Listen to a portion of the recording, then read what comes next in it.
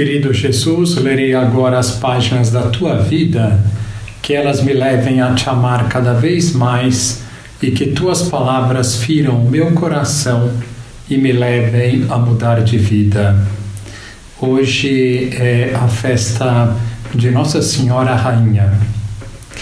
O Evangelho de hoje é o Evangelho de São Mateus, capítulo 23, versículos 13 a 22. Naquele tempo, disse Jesus: Ai de vós, mestres da lei e fariseus hipócritas, vós fechais o reino dos céus aos homens.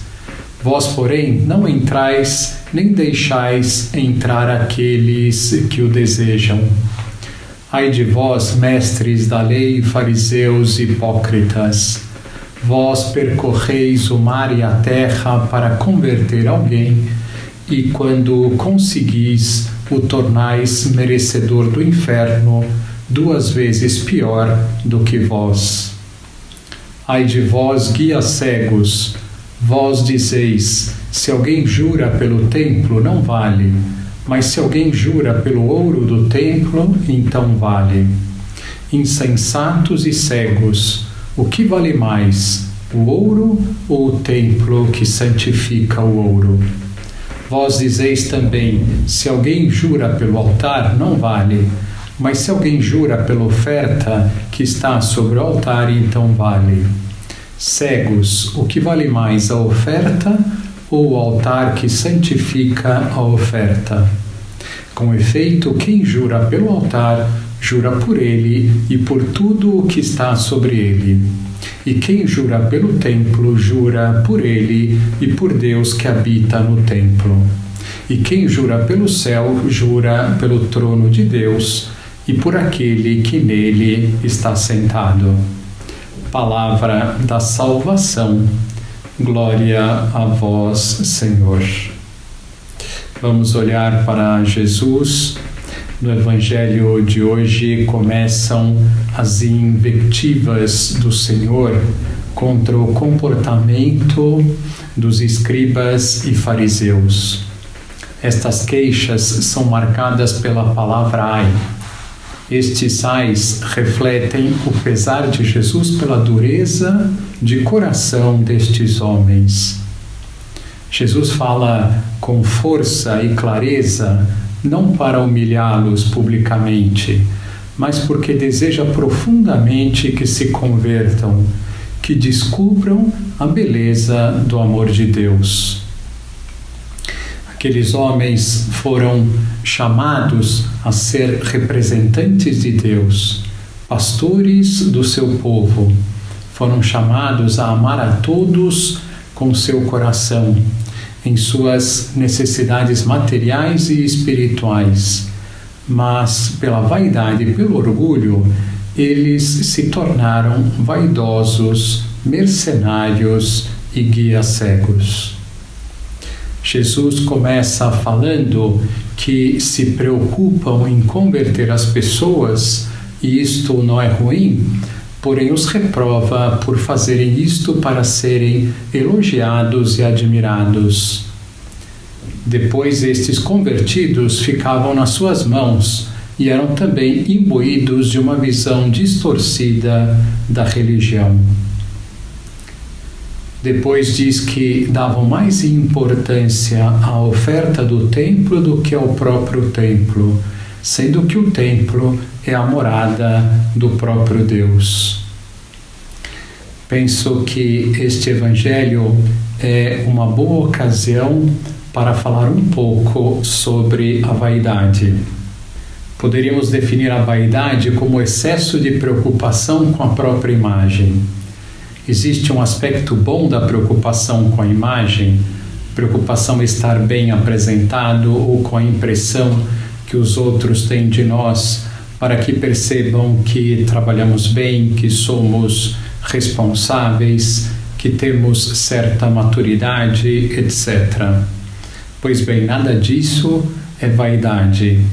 São preocupações legítimas. No entanto, se essas preocupações passam a ser excessivas, aí sim aparece a vaidade. Para perceber se somos vaidosos ou não, vejamos alguns sinais característicos de quem tem esse defeito. Primeiro, preocupar-se excessivamente com o modo de se vestir. Gastar muito tempo no arranjo pessoal, despender muito dinheiro com roupas, só usar roupas de grife, comprar roupas, sapatos, relógios, colares, etc., sem ter necessidade. Segundo, ter preocupação exagerada em ficar bem diante dos outros, do chefe, do marido ou da esposa, dos amigos, na rodinha, dos colegas de trabalho, etc. Terceiro, tensão e ansiedade. Por trás das tensões e da ansiedade se esconde, muitas vezes, uma enorme vaidade. Por preocuparem-se demasiado com a própria imagem, por não admitir erros nem imperfeições, por não aceitarem ser menos do que perfeitas, será inevitável a tensão e a ansiedade. As pessoas certinhas e perfeccionistas têm por trás uma vaidade. Depois, a timidez. A timidez é o excesso de preocupação com a própria imagem que cria as pessoas tímidas. O tímido nada mais é do que um vaidoso que tem medo do que os outros pensam dele. Também a depressão é muitas vezes uma filha da vaidade. É gerada por olhar demais para si mesmo e sentir-se inferior aos outros em algum campo ou em vários campos da vida. Fora esses sinais como que ocultos da vaidade, há os vaidosos descarados, aquele ou aquela que se julga poderoso ou poderosa só porque tem posses ou um cargo importante. E quando se juntam vários vaidosos descarados, é inevitável a disputa de egos, a fogueira das vaidades. Será que eu me encaixo em alguns desses traços da vaidade? Não será esta uma ocasião para lutarmos mais decididamente contra esse defeito, sabendo os males que ele acarreta para nós ou para os demais?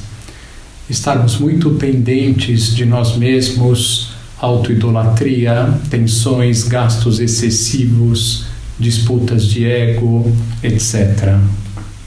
Qual é o grande remédio para a vaidade? O amor ao próximo. Pois toda vaidade tem uma característica comum: estarmos muito voltados para nós mesmos.